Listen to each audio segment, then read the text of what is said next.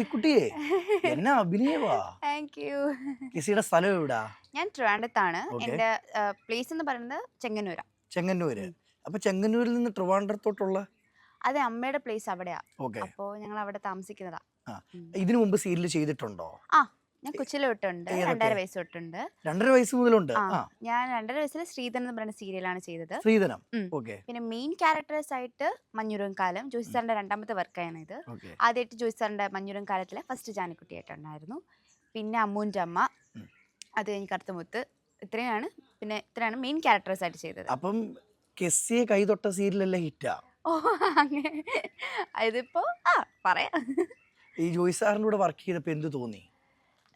ഞാൻ മഞ്ഞുരം കാലത്തിൽ കുഞ്ഞായിരുന്നു. ഉം. അന്ന് എനിക്ക് 4.5 വയസ്സേ ഉള്ളൂ. ഓക്കെ. അപ്പോൾ അങ്ങനെ എല്ലാ കാര്യമൊന്നും ഓർമ്മയില്ല. ബട്ട് സ്റ്റിൽ ഇവിടെയുള്ള എല്ലാവരും, ഇപ്പോൾ മനുഷ്യനായാലും ഇവിടെയുള്ള സ്ഥിരമായിട്ടുള്ളവരെല്ലാം മഞ്ഞുരം കാലത്തിൽ ഉണ്ടായിരുന്നവരാണ്. ഓക്കെ. അപ്പം അതുകൊണ്ട് എല്ലാവരും അറിയാം.